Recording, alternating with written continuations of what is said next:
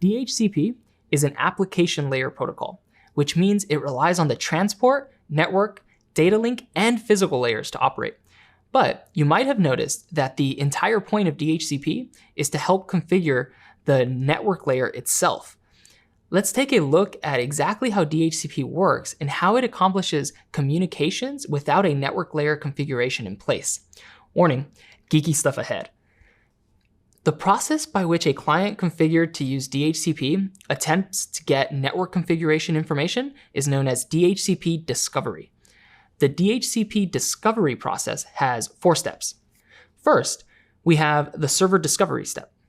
The DHCP client sends what's known as a DHCP discover message out onto the network.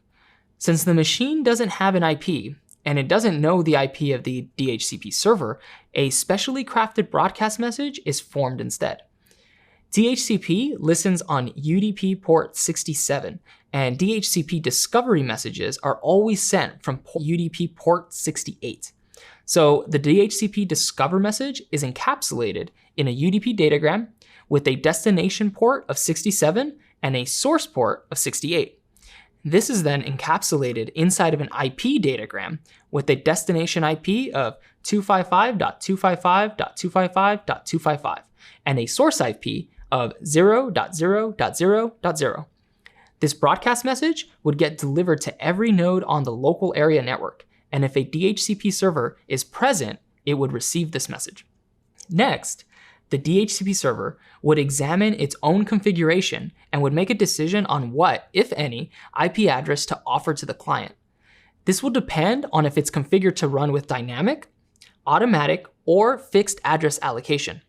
The response would be sent as a DHCP offer message with a destination port of 68, a source port of 67, a destination broadcast IP of 255.255.255.255, and its actual IP as the source. Since the DHCP offer is also a broadcast, it would reach every machine on the network. The original client would recognize that this message was intended for itself. This is because the DHCP offer has the field that specifies the MAC address of the client that sent the DHCP discover message. The client machine would now process this DHCP offer to see what IP is being offered to it. Technically, a DHCP client could reject this offer. It's totally possible for multiple DHCP servers to be running on the same network and for a DHCP client to be configured to only respond to an offer of an IP within a certain range, but this is rare. More often, the DHCP client would respond to the DHCP offer message with a DHCP request message. This message essentially says, yes, I would like to have an IP that you offered to me.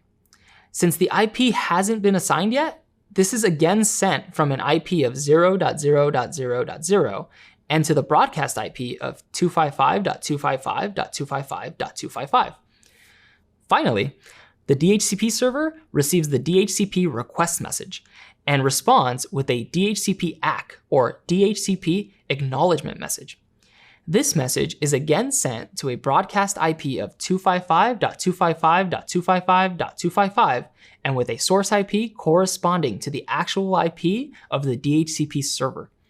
Again, the DHCP client would recognize that this message was intended for itself by inclusion of its MAC address in one of the message fields. The networking stack on the client computer can now use the configuration information presented to it by the DHCP server to set up its own network layer configuration. At this stage, the computer that's acting as the DHCP client should have all the information it needs to operate in a full-fledged manner on the network it's connected to. All of this configuration is known as DHCP lease, as it includes an expiration time. A DHCP lease might last for days or only for a short amount of time. Once a lease has expired, the DHCP client would need to negotiate a new lease by performing the entire DHCP discovery process all over again. A client can also release its lease to the DHCP server, which it would do when it disconnects from the network. This would allow the DHCP server to return the IP address that was assigned to its pool of available IPs.